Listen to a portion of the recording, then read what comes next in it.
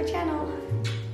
Hey guys, and welcome back to my channel. I have a little bit of a secret to tell you guys, and I've been keeping it for about a month now, and I'm super excited to finally be able to talk about it. Not that I wasn't able to talk about it before, but we were kind of just keeping it to ourselves so that we wouldn't jinx it. Banjo, what are you doing? Today, Benji and I are here to tell you that we, as in me and my boyfriend, and Banjo too, we decided to sell all of our things and travel for a bit. Now, before you come at me, I know that right now is not the right time to travel. We're not planning on traveling anytime soon. So my hair is a mess and I have no makeup on and my house is a mess. This is not even my actual camera, this is just my phone. But I wanted to just record this so that I don't forget the feeling. I feel like a lot of people say that and do that nowadays, so it's probably not going to sound like as astronomically cool to you as it does to us, but it's a really big frickin' decision. This is crazy. My boyfriend doesn't believe it either. He keeps texting me like, are we gonna live in Portugal for 6 months? We're going month by month and selling all our things and going as light as possible and just seeing how that feels and if we want to do it longer term or not. But I just wanted to sit and like film this while I'm still super excited, so.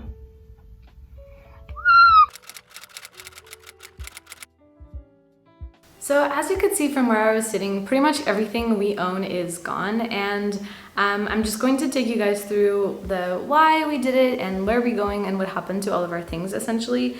So the first thing is that we needed to move. Our lease on this apartment was coming to an end and we had to decide whether we were going to extend it or give it up. Essentially, I moved to Lova because that is where my boyfriend studied before and he's not studying anymore, and I don't really have any specific ties to this city. Now that he is not studying anymore, there's no real reason for us to stay here. It is a pretty expensive city, so we wanted to make sure that wherever we were staying there intentionally. When we started looking at houses, and we did tour quite a few, we started realizing that we were more so almost forcing ourselves to find an apartment just because our lease was coming to an end.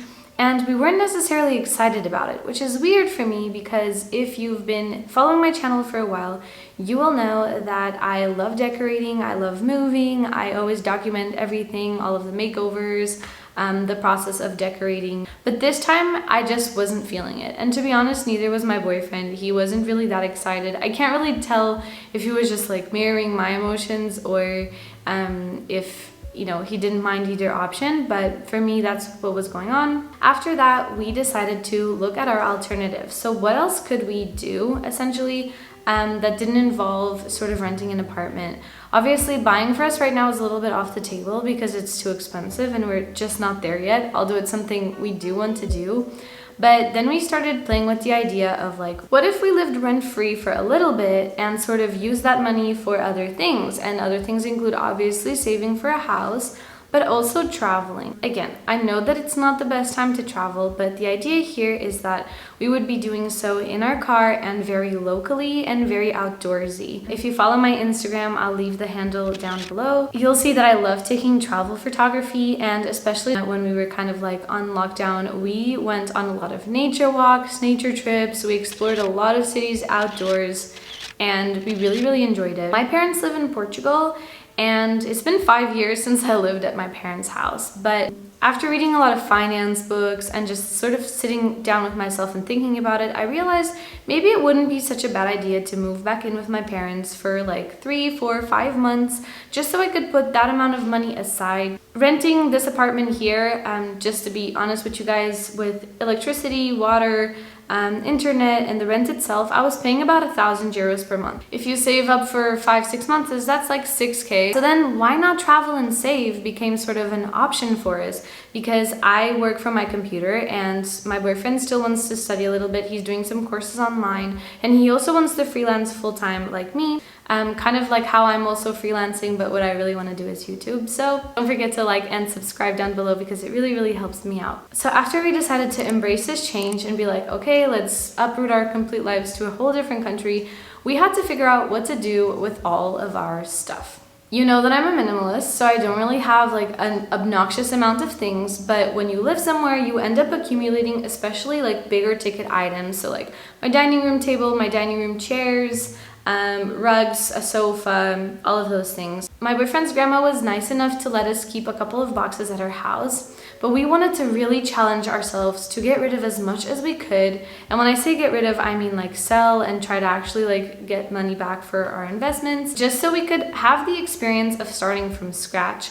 If you've watched the documentary Less Is Now by Matt D'Avella on Netflix, you'll know that at some point they recommend one of the best ways to sort of like declutter your whole house is to pack it up as if you're moving. So we were like, why not do that in real life, but we actually do have to move. It just felt like a great opportunity to live more intentionally and declutter everything we don't actually need, and maybe live off of our backpacks for a couple of months, just like us, the car, and our doggo. We felt crazy, and every time we told anybody, they thought we were crazy. I mean, maybe they didn't say it directly to our faces, but it's definitely not a decision that like you take lightly and that, you know, people sort of don't question you for. But this just felt like the right thing to do, so we started selling. And I have some footage that I'm going to be running while I speak, but approximately like 2 months ago, I started selling everything. So I sold our dining room table and our rugs. Those were some of the first things to go. I ended up eventually selling our couch. So as you will have seen from the first clip of this video, there's literally like where the couch used to be, and maybe you'll recognize this because I used to film on it. There's nothing here. The video is kind of echoey because all of the rugs are gone. The only thing that I really have left is like an office area that both my boyfriend and I used to work, because since we're working from home, then we still need somewhere to work. The only things that we're essentially keeping is we're keeping 2 boxes, like 2 small boxes of stuff at his grandma's house. One has books that we just don't want to be bringing with us to Portugal, and one's going to have kitchen utensils that won't make a lot of sense to sort of sell because no one's really going to buy them. But once we decide to settle down again, we'll want to have. Right now, we've made like approximately 700 euros worth of sales, which is nice. The couch, for example, like I bought it for 300 euros, I sold it for 100, and I used it for a year. So it cost me 200 euros to use this couch for a full year. And it was like a sofa bed, so people could sleep on it, which happened a couple of times. So I got good use of it, and I'm like happy to let it go. To be honest with you, in the beginning, I thought I was gonna end up keeping a lot more of my stuff than I'm actually ending up with. Like for example, I just bought a Kindle so that I could sort of let go of any books that I read for pleasure, but I'm never going to reread again. And I'm only intentionally keeping like a pile of books that either mean the world to me or things I'm going to reference. Everything else that we didn't have an immediate use for is just going to get sold. And our objective is to go to Portugal with only a car filled of stuff, but like our clothes and things we actually use, and not need any other sort of storage besides, you know, the 2 boxes. Or anything else. I am flying Benji to Portugal because it's like a 20-hour trip from Belgium to Portugal or to Lisbon, and I didn't want to be putting him through it. Flying him is just like a 3-hour flight, and he's used to flying. And then I'm staying there to sort of organize some stuff for our arrival. I'm already bringing a big suitcase with me so that I can already bring some of our clothes.